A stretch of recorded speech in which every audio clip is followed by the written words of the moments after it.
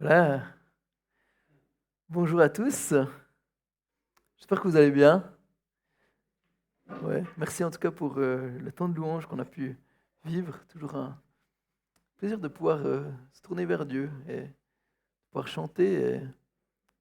Et c'est vrai que à un moment donné, je chantais, puis j'étais pris un peu dans du penser justement, anticiper, penser au message. Puis je dis non, mais essaye de réfléchir à ce que tu chantes. Euh, c'est tellement important. Se tourner vers Dieu. Et aussi merci pour le rappel par rapport à la confiance. Besoin de mettre notre confiance en Dieu. Alors j'espère que vous êtes bien accrochés ce matin. Je ne sais pas si vous êtes là, si c'est à cause du thème. Donc, ce matin, euh, on va parler de sexualité, on va parler de sexe.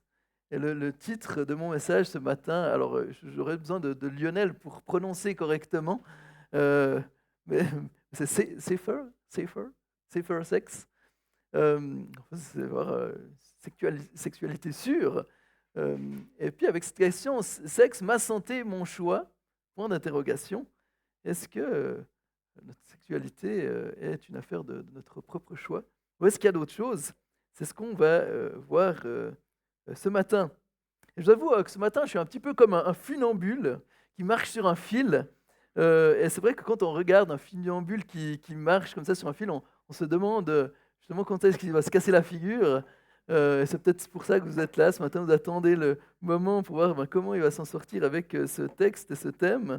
Donc je me sens un petit peu comme ça. Et j'espère qu'on arrivera à l'autre bout de la montagne sans accident. Mais, euh, mais voilà. On va donc, comme l'a dit euh, Lionel, on continue dans cette série sur le livre du Lévitique. On est maintenant au chapitre 15. Euh, et comme, enfin voilà, donc on a déjà fait un sacré bout de route dans ce livre. J'ai donné justement à Cossonay récemment le premier message de la série. C'était, enfin voilà, je me suis dit qu'en le redonnant, c'était il y a quelques semaines en arrière. Je me disais, waouh, ben, c'est vrai qu'on a fait un bout de route entre chapitre 1 juste au chapitre 15. Et comme disait un commentateur que j'ai consulté, ce chapitre 15 est probablement le texte le plus redouté des prédicateurs. Et vous allez voir pourquoi. Je ne sais pas si vous l'avez déjà lu en avance ou pas, mais vous verrez que voilà, il y a de quoi être redoutable. Mais avant qu'on se plonge donc dans ce texte, juste un petit rappel, parce que peut-être que certains d'entre vous n'ont pas suivi justement tout ce parcours et vous arrivez là au chapitre 15. Donc juste un petit rappel par rapport au livre du Lévitique. Donc je vous avais déjà dit la dernière fois, à chaque fois que je fais la thématique du Lévitique, je passe un petit je vous fais un petit examen surprise. Mais c'est toujours la même question. Au final, le livre du Lévitique nous parle de quoi? Qui c'est qui saurait répondre à cette question? Rendu au chapitre 15, j'espère que ceux qui ont suivi la série savent répondre. Et quel est le message principal? Je sais que Nadège, elle sait. Est-ce qu'il y a d'autres personnes? Ah, il faut oser. Même si c'est faux, c'est pas grave. Oui, Dieu est saint, c'est juste. Et puis, du coup, par conséquence, voilà. Merci, Pierre. Quelque part, c'est ça le thème du livre de Lévitique, c'est c'est comment un peuple pécheur peut s'approcher, être en relation avec le Dieu saint. Et Dieu, justement, dit comment est-ce qu'on peut s'approcher de lui, comment son peuple peut s'approcher de lui. Donc, on a vu dans les premiers chapitres qu'on peut s'approcher grâce à des sacrifices. Et puis, ça faisait écho pour nous, comme je l'avais dit, bien que les rituels ont changé, on n'est plus dans le temps du Lévitique.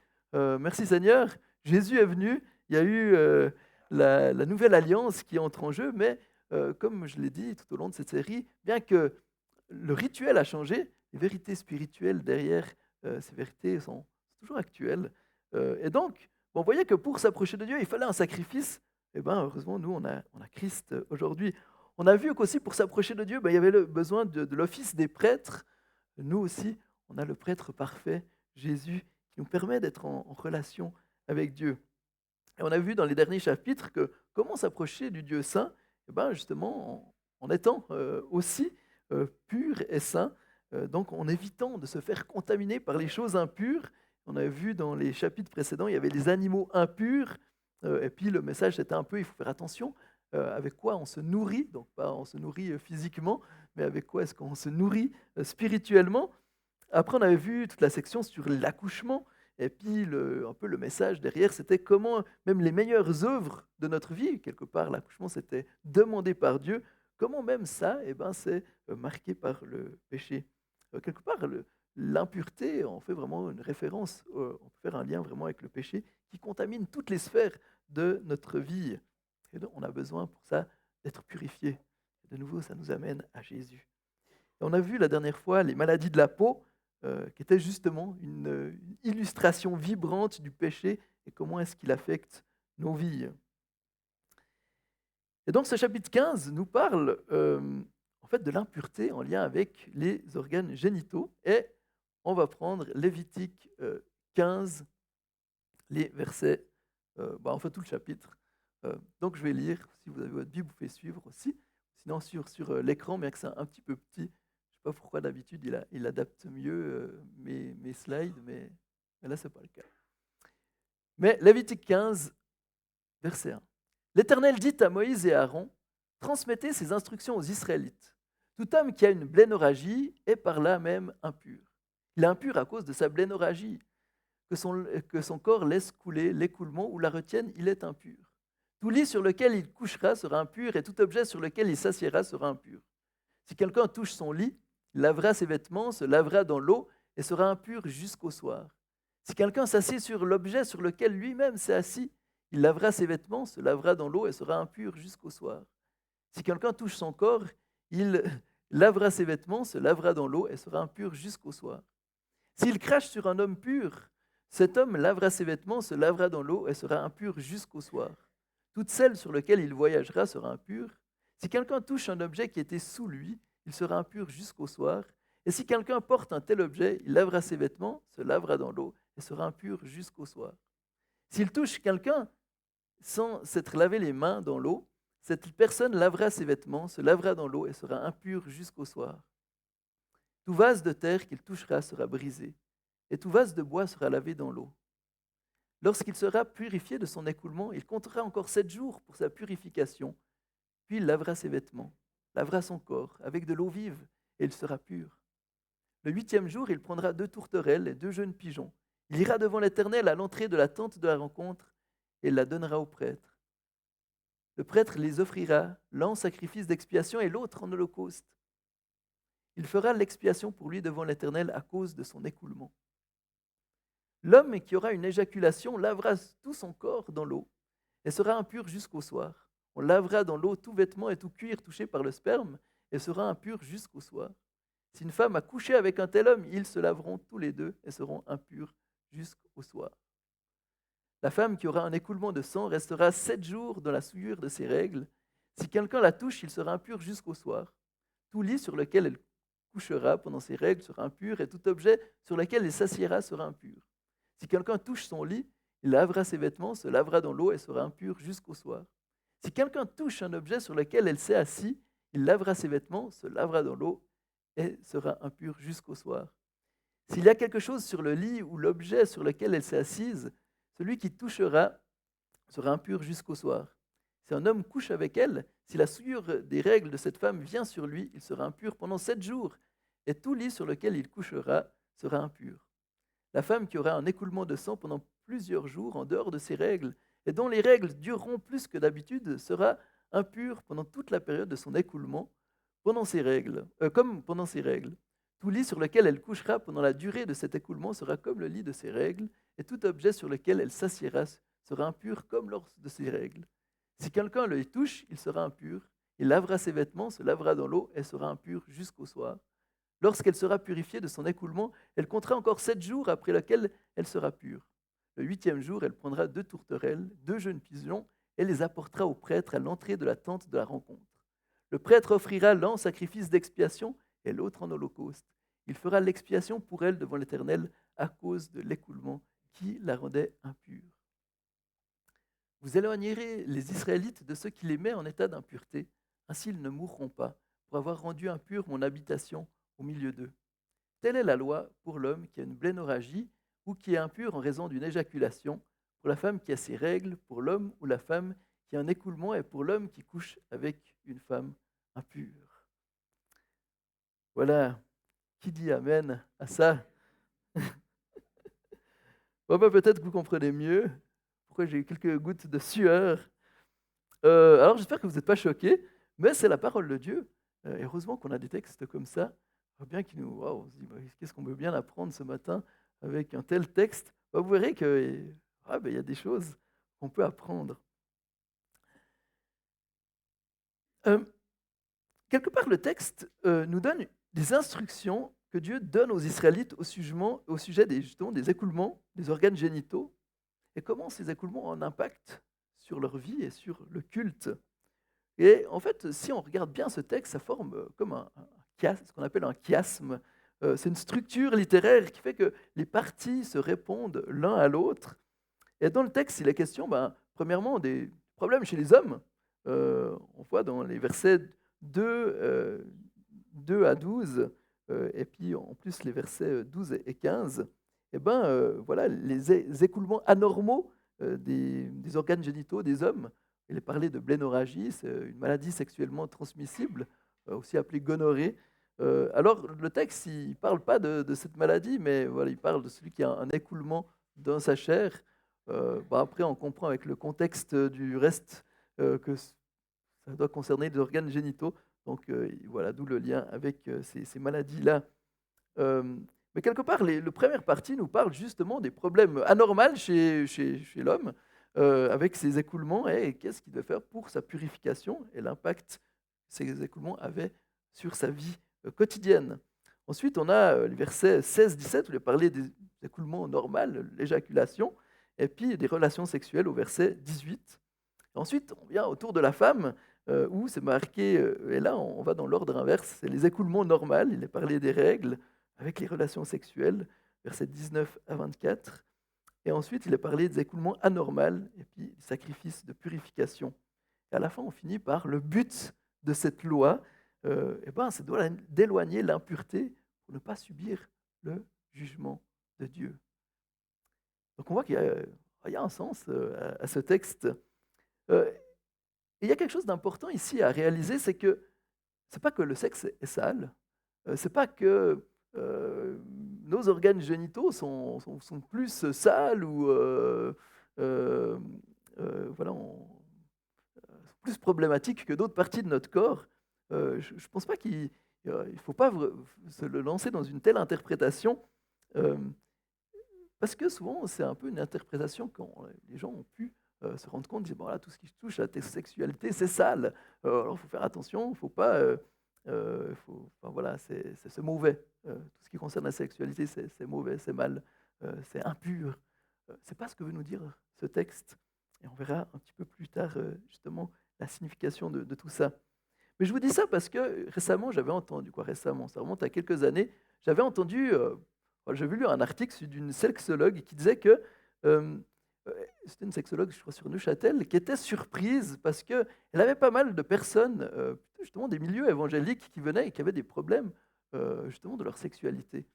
Et elle disait, donc, quand j'ai vu ça, je me suis dit, mais qu'est-ce que... Ça m'a intéressé, j'ai lu l'article, et puis, il disait qu'en fait, souvent, c'était, voilà, dire, ah, en fait, la foi de ces personnes, ça les amène à avoir des problèmes dans leur sexualité. Puis j'étais interpellé. Et en fait, je réalisais en lisant l'article, c'est pas le problème de la foi, mais c'est justement une vision erronée de la sexualité.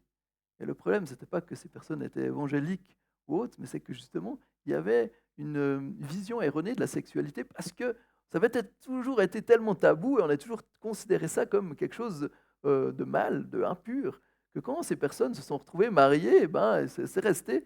Dieu a toujours dit ah, c'est mauvais, c'est mal. Tout d'un coup, voilà, on peut vivre la sexualité dans le cadre du mariage. Ouais, il faut changer le setting. Et donc, certaines personnes, ça crée des difficultés parce que ça a de la peine à avoir des relations sexuelles avec leur mari ou inversement, leur femme. Euh, parce qu'il y avait justement une réticence, il y avait une mauvaise vision de la sexualité. Donc ce n'est pas le cas, il ne faut pas prendre ce texte pour dire que le sexe est quelque chose de mauvais. La sexualité est quelque chose de beau, merveilleux, que Dieu a voulu, c'est Dieu qui l'a créé, Dieu a créé la sexualité, il n'a pas créé quelque chose de dégoûtant ou de mépris, quelque chose à mépriser. Euh, mais le problème, et c'est ce qu'on voit dans ce livre du Lévitique, le problème c'est le péché. Euh, le problème c'est qu'à cause du péché, ce qui était une source d'épanouissement, de vie, devient une source de souffrance, de douleur et d'impureté. Et je crois justement c'est ça que nous montre ce texte. Euh, pourquoi est-ce que Dieu aurait voulu créer quelque chose qui est source d'impureté? Ce n'est pas le cas. Dieu a créé quelque chose de pur, mais le péché euh, la contamine. Et je crois que la vérité dans ce texte qu'on vient de voir ce matin, c'est que parce que le péché est pire que ce qu'on imagine, elle contamine même la sphère la plus intime de nos vies. Dieu est saint et plein de grâce, et parce que Dieu est saint et plein de grâce, il met des choses en place pour que nous puissions être en relation avec lui, et et pour qu'on ne subisse pas son jugement. Quelque part, le but du texte, on l'a vu, juste le verset 31, si je reviens en arrière, vous éloignerez les Israélites de ce qui met en état d'impureté, ainsi ils ne mourront pas pour avoir rendu mon habitation, pour avoir rendu impure mon habitation au milieu d'eux. Ce que Dieu veut, c'est que, quelque part, la sexualité, qui est une bénédiction, ne devienne pas une source de malédiction à cause du péché. Et c'est ce que, je crois, ce texte nous montre. Et je vous invite à voir trois vérités importantes que je crois on peut tirer de ce texte. Et la première vérité, ce sera mon premier point, c'est que parce que Dieu est saint, il se préoccupe de notre intimité. Et je crois quelque part, c'est la première leçon qu'on peut tirer de ce texte. Dieu se préoccupe de notre intimité. Dieu se préoccupe de la santé et de la sainteté de celle-ci. Des fois, on croit aujourd'hui qu'on peut simplement vivre notre sexualité comme bon nous semble, qu'il y a un peu de conséquences à ça. Oh, il faut essayer, il faut faire ses expériences. Voilà, c'est un peu le discours qui est donné. Voilà, expérimenter, tant qu'on ne fait rien d'illégal, eh ben, pourquoi pas. Disons, ce n'est pas ce que la Bible nous dit, hein, c'est ce que la société nous dit. Euh, et quelque part, plus on expérimente, plus on sait ce que l'on aime ou pas. Euh, et pensez pas que ce discours soit simplement que dans la société, mais de plus en plus, l'Église est aussi impactée par de tels discours. J'ai pu voir un sondage qui montre que, alors bien que le trois quarts des évangéliques trouvent encore important de vivre la sexualité dans le cadre du mariage, eh ben, ce chiffre tend un peu à diminuer. Et je crois qu'il y a aussi un grand défi par rapport aux jeunes, par rapport à toutes ces questions. Parce que avant, il y a quelques années en arrière, il y avait quand même un peu cette image, voilà, il y a le mariage, c'est important, et puis la sexualité, ben voilà, il y a un cadre pour ça. Mais de plus en plus, même la notion de mariage, au final, est-ce que c'est vraiment important? Euh, c'est ce que la société, en rejetant Dieu, eh ben, on perd le sens du mariage et de la sexualité. Et c'est vrai que j'entends de plus en plus, des fois, un discours qui relativise l'importance du cadre du mariage, euh, ou justement de la manière de vivre la sexualité. Même certains, je tombe encore sur un article, personnes euh, que je connais de loin, mais donc, je suis très sceptique de ces positions, mais qui, voilà, qui a été pasteur, évangélique, et qui est sexologue maintenant, qui parle de certains bienfaits des expériences hors mariage. Et moi, ça m'interpelle. Je me dis, mais quelle vision est-ce que cet homme a de la sexualité? Et c'est pour ça qu'il y a quelque chose d'important ici. Qu'est-ce qui forme ma vision de la sexualité? Est-ce qu'au final, euh, c'est la société? Est-ce que c'est ce que je regarde à la télévision? Est-ce que c'est ce que je consomme sur Internet? Est-ce que c'est ça qui forme ma vision de la sexualité? Ou est-ce que je me tourne vers Dieu?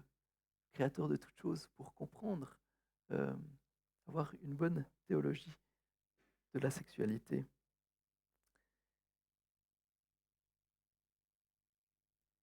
Et justement, je crois qu'il y a quelque chose, il y a un enjeu ici. Dieu se préoccupe de notre sexualité. Et je crois que désire, comme on voit dans ce texte, nous amener dans un cadre qui est bon, qui est sain, qui est juste pour nous. Il y a besoin d'un cadre, et sur le site de la compagne de l'OFSP, qui s'appelle le Love Life, euh, il est écrit, donc c'est une compagne pour voilà, justement avoir une sexualité sûre. Euh, il a dit sexe, c'est écrit sexe, mais bien sûr, tout sur le safer sex. Le sexe, chacun l'aime à sa façon. Certains l'apprécient calme et romantique, d'autres plus passionnés ou plus crus. C'est une question de préférence et de respect pour autrui. Enfin, c'est leur position. Dans tous les cas, il est essentiel de pratiquer le safer sex. En effet, c'est la meilleure façon de se protéger contre le VIH et d'autres infections sexuellement transmissibles. J'ai trouvé intéressant parce que bien qu'ils disent ouais, ben, en fait, chacun fait comme il veut, on dit bah, mais en fait, il y a quand même un problème, c'est qu'il y a des maladies. Et quelque part, c'est ce qu'on retrouve aussi ici dans notre texte. Oui, il y a des maladies sexuellement transmissibles, euh, mais je crois qu'aussi, au-delà des maladies, quelque part, les maladies nous montrent que la sexualité n'est pas simplement quelque chose d'anodin. La sexualité est un des domaines qui impacte de manière significative nos vies. Et d'ailleurs, les abus sexuels font partie des actes qui détruisent le plus une personne. Donc, ce que nous faisons, notre sexualité nous impacte, et nous impacte au-delà souvent de ce que l'on peut mesurer. Et je pense que c'est tout le danger aussi des discours actuels où on relativise l'impact de la sexualité. Combien de gens, après justement avoir été essayé, vécu des expériences sexuelles, ont des problèmes à construire un couple sûr, solide, parce que justement, il y a, euh, ça marque, ça marque. Et combien des fois des personnes ont, parce que sous la pression, ont accepté des choses que jamais ils auraient voulu accepter, et doivent porter justement cette impression d'avoir été salis, d'avoir été, d'être marqués par la honte. Heureusement, Jésus euh, est là, est venu rejoindre, peu importe ce que l'on a vécu. Et je ne sais pas ce que vous avez vécu à ce niveau-là. Je ne connais pas vos vies les plus intimes. Mais si vous avez vécu des difficultés par rapport à ça, Jésus est là. Comme on le voit dans les évangiles, il nous rejoint. Et il est là pour restaurer, guérir ce qui était abîmé, détruit. Mais justement, on voit que Dieu se préoccupe. Dieu n'est pas indifférent à notre intimité, à notre sexualité. Et quelque part, je pense que ce texte, justement, nous montre comment, justement, vivre euh, une sexualité sûre et saine, vivre un safer sex. Et je pense que pour ça, il y a trois choses à considérer. Premièrement, justement, comme je l'ai dit, c'est que le péché nous touche de notre intimité. C'est aussi ce que nous rappellent les maladies sexuellement transmissibles. La maladie, c'est le fruit de la chute, hein, et quelque part, ça nous impacte dans ce domaine. Euh, le péché nous touche dans notre intimité. Il nous touche par des problèmes sexuels, des dérèglements, comme on le voit dans les premiers versets, mais il touche aussi dans l'expression normale de notre sexualité. Et c'est ça qui est intéressant dans ce texte, c'est que même quelque part, ce qui est considéré comme normal, alors il n'y a pas besoin, le texte montre qu'après les écoulements normaux, il n'y a pas besoin de sacrifice, il n'y a pas besoin d'offrir un sacrifice comme c'est le cas pour les écoulements anormaux. Mais quelque part, ces écoulements normaux provoquent aussi l'impureté. Et je crois que le message, c'est simplement de dire, mais en fait, même notre sexualité, dans son expression normale, n'est pas indemne du péché. Et je pense qu'aujourd'hui, justement, des fois, il y a un discours par rapport à dire, mais en fait, cette personne, elle a ses désirs depuis le plus jeune âge. Comment c'est naturel. Une attirance pour homosexuel ou une perception différente de sa sexualité, elle est née comme ça. Donc, c'est normal. Non, justement, le péché nous touche dans notre intimité, dès notre plus jeune âge. On n'est pas saint et puis on devient pécheur. Ça, c'est justement la vision, une vision erronée. Non, on est pécheur. On est dans un monde brisé et justement, on attend la rédemption de Christ. Donc, quelque part, même dans nos expressions les plus naturelles, eh ben, le péché nous affecte. Et comme je l'ai dit, c'est pas pour dire que le sexe est sale, mais on doit se rendre compte que nos pulsions sexuelles ne sont pas simplement le fruit de désirs qui sont toujours sains ou bien calibrés. Voilà, si tout d'un coup, moi je suis marié à Sarah, si d'un coup je vois, je sais pas, une jolie fille, puis que d'un coup j'aurais des désirs, bah, c'est pas juste. Il faut dire, bah, c'est naturel, c'est mes pulsions. Bah non, c'est des mauvaises pulsions. On vit tous des fois des pulsions qui sont justement à cause de la chute, qui sont mauvaises. Et je pense que c'est bien de s'en rendre compte, parce que combien il y a d'histoires, combien de personnes luttent avec des problèmes au niveau sexuel. On dit il y a trois choses qui font tomber les hommes de Dieu, il y a l'argent, la gloire et le sexe. Le sexe a un immense impact, et d'autant plus dans notre société de plus en plus sexualisée. D'ailleurs, il y a un peu un effet inverse, des fois maintenant certains jeunes décident de plus avoir de relations sexuelles. Parce que peut-être déjà on leur a tellement vendu un peu du n'importe quoi, peut-être que c'est bon, bah, il vaut mieux faire sans. Mais enfin voilà, c'est une tendance qu'on peut observer. Mais sur Évangélique Info, j'ai trouvé ces résultats d'une étude, alors elle date de 2014, donc de 10 ans déjà en arrière, donc je pense imaginer que c'est pas forcément, c'est pas amélioré depuis. Mais selon une enquête de 2014, alors c'est une enquête qui concerne les États-Unis, euh, il disait que 77% des 18 à 30 ans visionnent de la pornographie au moins une fois par mois et 32% admettent une dépendance. Parmi les 31 et 49 ans, les chiffres sont à peine différents. 64% des hommes sondés en visionnent donc la pornographie mensuellement et 18 se disent dépendants, 18%. Par ailleurs, parmi les hommes mariés, 35% confient avoir eu une aventure sexuelle pendant leur mariage. Ceux qui s'identifient comme chrétiens nés de nouveau ne font à peine mieux, avec 54% des sondés qui regardent des images pornographiques une fois par mois et 31% qui ont déjà eu une relation extra-conjugale. Voilà les statistiques. Ben, ben zut, hein. Euh, mais pour ça, on voit que ben, notre intimité, elle est importante. Et elle est l'enjeu euh, de combat. L'ennemi euh, nous piège avec ça. Et j'aimerais vous interpeller ce matin. Dieu se soucie de votre intimité. Ce qui se passe dans votre chambre à coucher, ce qui se passe le soir, ce qui se passe derrière votre écran, ce que vous faites seul, euh, eh ben, euh, Dieu s'en préoccupe.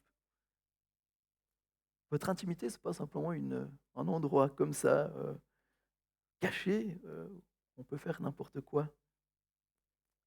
Si vous êtes marié, Dieu se soucie aussi de votre relation l'un vers l'autre. Et j'aimerais vous encourager, ne faites pas rien avec ça. Vous savez ce que vous vivez dans votre intimité. Vous en êtes conscient. Et j'aimerais vous encourager, ne laissez pas le péché avoir le dessus dans ce domaine. Ne laissez pas le péché vous éloigner de Dieu, de vous impacter, parce que bah, les dégâts sont importants. Dans ce texte, les Israélites ne sont pas encouragés à rien faire, au contraire. Et puis, bah, je pense que des fois, ça devait être pourquoi tu n'es pas venu au temple aujourd'hui bah, voilà. Ah bah, si Marie et la femme ils décidaient d'avoir un rapport, ben, ils n'allaient pas au culte après. Euh, enfin voilà, il y avait un impact et les Israélites étaient encouragés à ne pas simplement rester comme ça sans rien faire. Leur intimité avait un impact sur leur relation à Dieu, sur leur relation avec la communauté et avec leur entourage. On voit toutes les mesures qui doivent faire attention. Euh,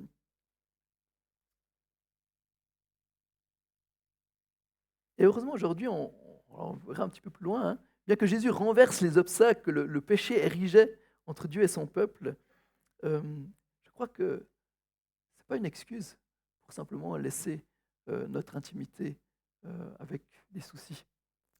Dieu veut nous rendre purs et saints. Dieu veut aussi que son Église soit saine dans ce domaine. Dieu veut sanctifier notre intimité. Alors je sais que c'est un sujet sensible, hein, mais j'aimerais quand même vous encourager. Si tu sais que tu as un problème avec la pornographie, si tu sais que vous avez peut-être un problème au niveau sexuel dans votre couple ou d'autres choses, euh, faites quelque chose. Restez pas simplement sans rien faire. Je sais que ce n'est pas facile forcément en parler, mais trouvez quelqu'un de confiance, euh, trouvez un endroit pour se faire aider. Après, il faut bien choisir ces endroits, hein, parce que justement, c'est bien que les personnes puissent avoir une juste vision de la sexualité. Sinon, les conseils ne seront pas toujours pertinents. Euh, mais faites quelque chose. Euh, Faites-vous aider. Euh, Trouvez quelqu'un de confiance ou simplement un frère et sœur en Christ en qui, justement, vous savez que vous pouvez partager ce genre de choses. Vous savez, je pense qu'une des choses les plus terribles dans l'Église, c'est qu'on se dit, oh, mais si je partage ça, je vais être jugé. Euh, ben non, si dans l'Église, on ne peut pas se partager nos défis, si on ne peut pas partager euh, nos problèmes, où c'est qu'on peut le partager? Euh, et je pense que si on juge un frère, une sœur qui lutte avec quelque chose ou qui a un problème dans ce domaine, est-ce qu'on a compris la grâce de Dieu? Jésus, quand il a vu la femme qui avait 5 maris, la femme samaritaine, donc on a parlé, reparlé, il n'a pas dit, mais écoute ma cocotte, maintenant tu règles tes histoires avant de me parler. Oh non, je ne veux pas t'approcher. Euh, Ben non, il a rejoint. Et puis c'est ce que Jésus veut faire avec chacun d'entre nous. Donc ne reste pas avec tes soucis dans ton intimité. Une autre considération, c'est que ce que nous vivons dans notre intimité impacte nos vies et nos entourages. Comme je l'ai dit, la sexualité, euh, ce que vivaient les Israélites, ben, ça impactait tout. Si on touchait quelqu'un qui était impur à cause justement de relations sexuelles ou d'un problème sexuel, eh ben, euh, la personne devenait impure aussi. Les objets qui étaient touchés devenaient impurs. Donc on voit que quelque part, qu'est-ce qu'on doit comprendre de ça? Ce n'est pas simplement des règles hygiéniques, mais c'était simplement une illustration pour montrer, mais en fait, euh, ce que tu vis là, c'est pas anodin. Ça a un impact sur ton entourage, sur ta vie. Et je crois que pour nous aussi, on doit réaliser que oui, ce que l'on vit, ça a un impact. Et combien on voit des fois des familles où justement on n'a pas parlé de ces problèmes sexuels, où il y a eu des fois des abus, ou alors où il y a eu des adultères. Et quand on laisse ces secrets de famille pourrir sous le tapis, ça a un impact dans nos familles. Ça touche nos enfants. Et je sais que la plupart d'entre vous ont des enfants.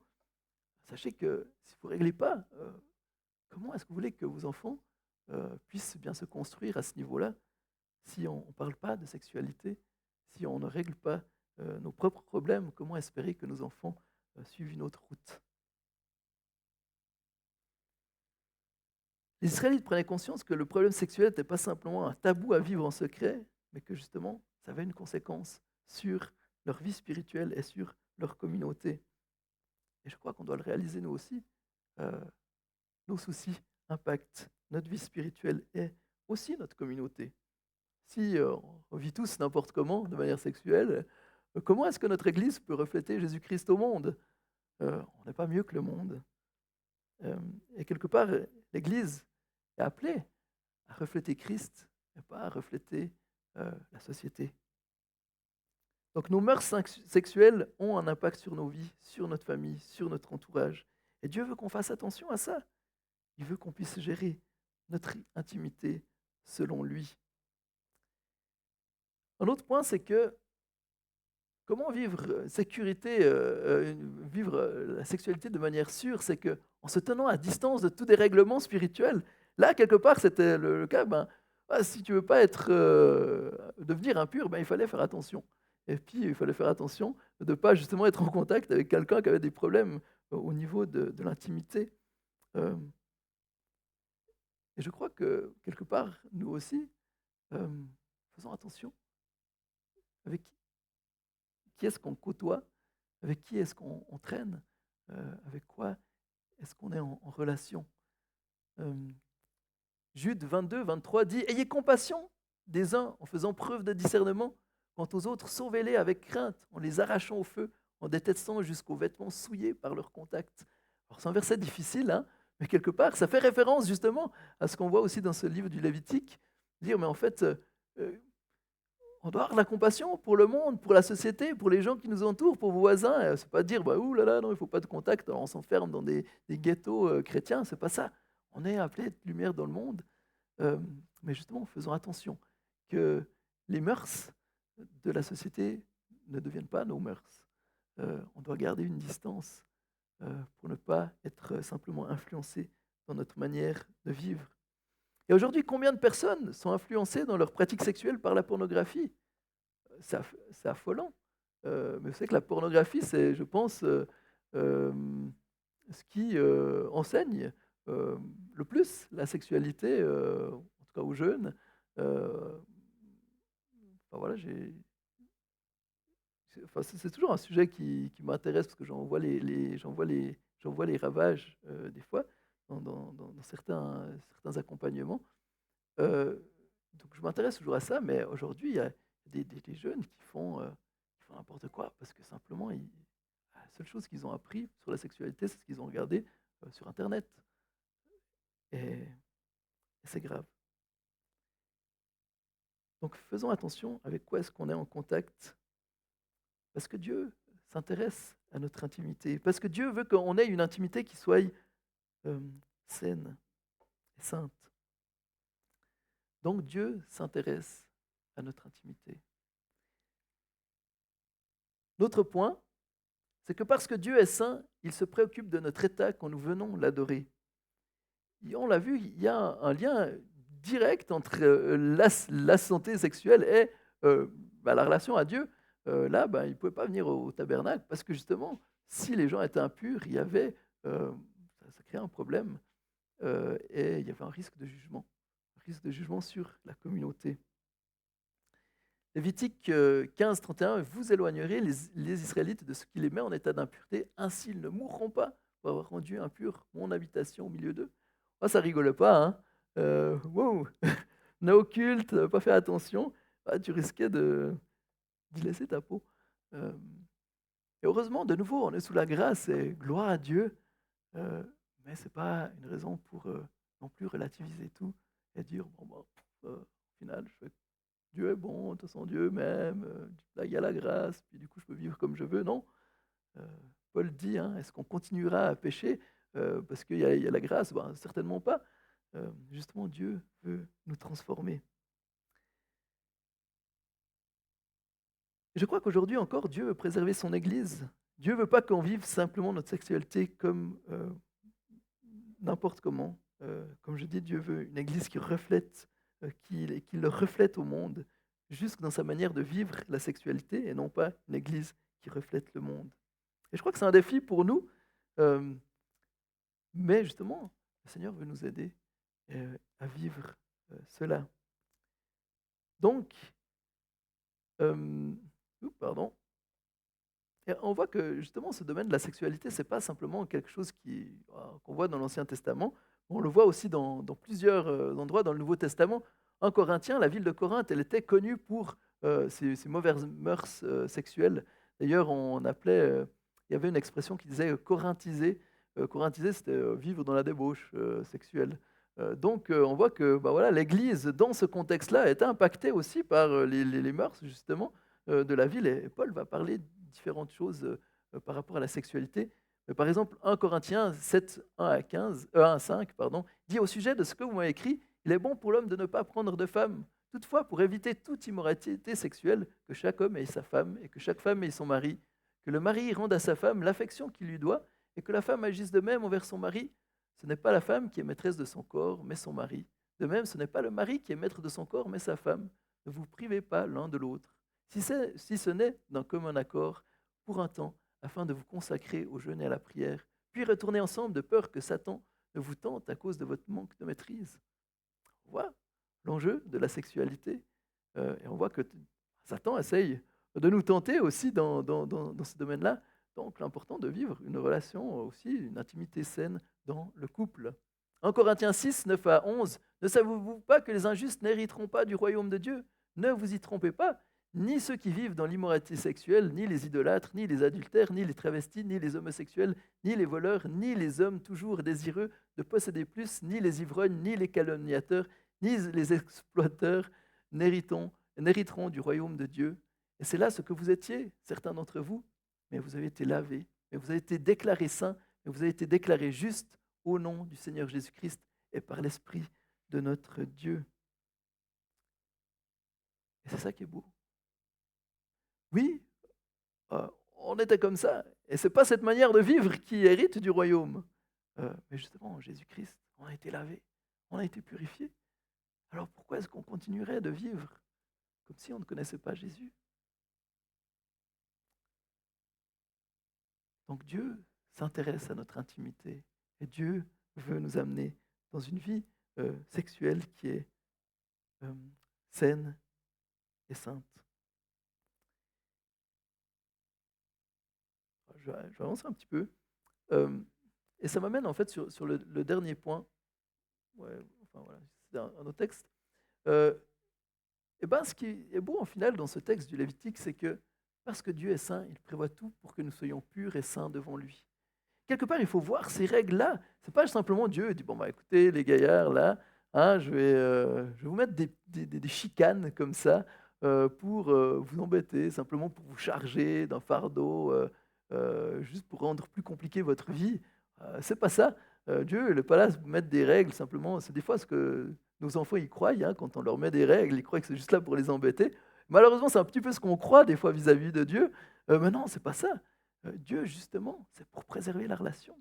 C'est pour qu'on puisse être en relation avec lui. C'était pour que le peuple puisse venir avec lui et pour que, justement, ce qui était la sexualité, une source de bénédiction, ne vienne pas une source de jugement et de malédiction.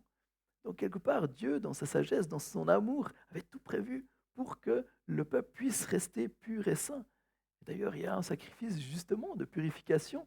Il y avait la possibilité pour justement, si on avait vécu voilà, une relation sexuelle, on pouvait se laver, être purifié et devenir de nouveau saint. Donc on pouvait passer de l'impureté à la pureté. Et c'est ça qui est important dans ce texte et dans toutes ces parties du Lévitique. De l'impur, on peut passer au pur. Et je crois que justement, ça nous amène à l'Évangile. Le problème, c'est que la loi mettait un obstacle entre Dieu et les personnes impures. Et c'est important que les Israélites puissent le réaliser. Les personnes impures n'avaient pas accès au tabernacle, donc au lieu de relation, au lieu de la rencontre avec Dieu. Les personnes impures avaient aussi été impactées justement dans leur vie communautaire. Et il y a une vérité importante, c'est que le péché crée un obstacle entre nous et Dieu, mais aussi un obstacle envers nous et le peuple de Dieu. Et donc, un moyen pour le pécheur puisse passer de l'état d'impur à pur, c'était justement de suivre le rituel de purification. Mais aujourd'hui, on a Jésus-Christ. On a Christ, sacrifice ultime, le moyen ultime qui renverse tout obstacle qui nous séparait de la présence de Dieu. Et ce sacrifice a été donné pour nous. On est au bénéfice du sang de Christ qui nous purifie de tout péché. Et c'est ça la bonne nouvelle, mes amis. Donc si aujourd'hui, quand je vous parle de problèmes sexuels, d'un coup, on dit, tiens, ça me rejoint, je réalise que j'ai un problème avec ça. La bonne nouvelle, c'est qu'il y a Jésus. Le Seigneur ne veut pas simplement nous laisser comme on est, mais veut nous amener dans cet état de pureté. Et quelque part, on voit dans la Bible, il y a justement cette histoire de la femme avec la perte de sang. Et on le comprend beaucoup mieux avec ce texte. Et imaginez, ça faisait 12 ans qu'elle avait ces pertes de sang, et imaginez l'impact pour elle sur sa vie spirituelle, pour sa vie communautaire. Partout où elle était, les choses étaient impures. Les gens qui la touchaient devenaient impurs. Oh ben, pas trop envie d'aller lui rendre visite à cette dame. Et imaginez le courage. Mais en fait, j'ai entendu que Jésus guérissait. Elle sort dans la rue, et puis elle essaie de passer incognito, mais quand elle touche Jésus, elle dit qui c'est qui m'a touché Elle n'est pas restée dans justement dans de quelque chose de tabou. Tout d'un coup, elle était là, à découvert, et les conséquences pouvaient être dramatiques. Vous vous rendez compte, elle est venue, elle a contaminé tout le monde. En plus, c'était dit que les gens, les disciples disent, mais attends, là, Jésus qui t'a touché, on est tous en train de se toucher les uns les autres, là. Et ben, waouh, vous vous rendez l'impact que cette femme, elle avait. Mais la réaction de Jésus, est-ce que Jésus a dit, bah, écoute, ma grande, qu'est-ce que tu fais? Tu aurais dû rester chez toi. Mais non, il dit, alors il lui dit, Marc 5, 34, ma fille, ta foi t'a sauvée, pars dans la paix et sois guérie de ton mal. Voilà la bonne nouvelle. Souvent, quand on pêche, ou justement quand on a des problèmes avec la pornographie ou d'autres choses, souvent on s'éloigne de Dieu, on a l'impression tout d'un coup, c'est comme si, ouais, ben tiens, on se cache de Dieu, et puis on fait, et puis après on revient, et puis après on dit pardon, comme ça, mais c'est comme si tout d'un coup, ben, voilà, on essaye de mettre des zones de notre vie un peu à distance de Dieu. Mais ne faisons pas ça. Venons à Jésus avec nos problèmes, venons à Jésus avec nos problèmes les plus intimes. Jésus, il est là pour justement nous aider, pour nous rejoindre, pour nous purifier, pour nous rendre purs et saints. Donc laissons Jésus visiter notre sexualité, laissons Jésus visiter nos problèmes et laissons-le nous guérir. Et c'est la bonne nouvelle, je crois que ce texte nous montre, c'est que Dieu justement se préoccupe de notre sexualité, de notre intimité, mais il donne aussi tout ce qu'il faut pour le purifier, pour nous rendre purs et saints. Et il le fait parfaitement en Jésus-Christ. Ézéchiel 36, 25, il dit, je vous aspergerai d'une eau pure et vous serez purifiés. Je vous purifierai de toutes vos impuretés et de toutes vos idoles. C'est ce que Christ fait. C'est un des versets qui annonce la rédemption en Jésus-Christ. L'œuvre de l'Esprit dans nos vies. Donc j'arrive à la fin de ce message et j'aimerais juste, avant de conclure, juste prier euh, par rapport à ça. Seigneur, on vient devant toi. Seigneur, tu nous connais. Seigneur, tu connais tous nos péchés, tu connais nos péchés les plus intimes. Seigneur, tu sais ce qui nous marque. Seigneur, tu connais les endroits les plus intimes de nos vies. Et Seigneur, on a besoin de toi. On a besoin de ton esprit. On a besoin que tu nous laves, que tu nous purifies. Seigneur, merci parce que tu as renversé ces obstacles qui nous séparaient de ta présence. Merci parce qu'aujourd'hui, on peut venir dans ta présence malgré nos impuretés.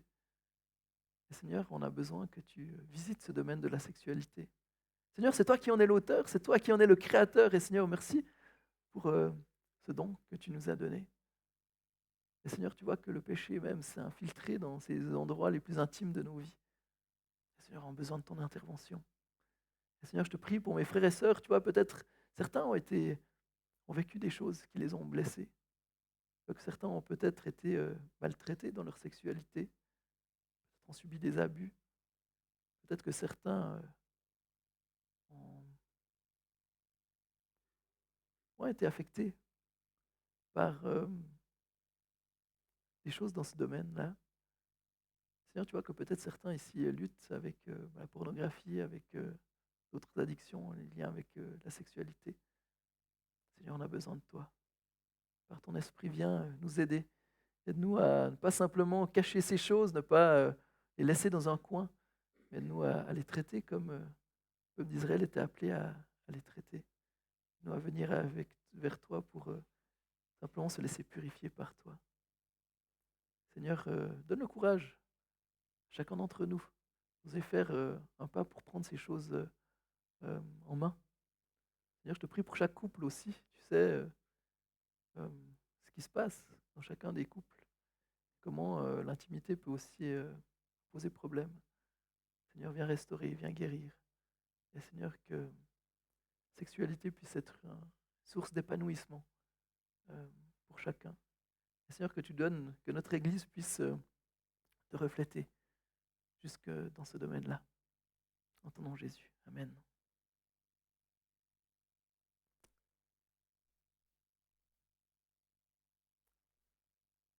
Donc, pour conclure, parce que Dieu est saint, il se préoccupe de notre intimité. parce que Dieu est saint, il se préoccupe de notre état quand nous venons de l'adorer. Parce que Dieu est saint, il a prévu toutes choses en Jésus pour nous rendre purs et saints devant lui. Que le Seigneur vous bénisse et puis voilà, vous accompagne, vous rejoigne euh, dans votre intimité, dans cet endroit euh, qui, voilà, qui nous affecte, qui est important pour nos vies. Soyez bénis.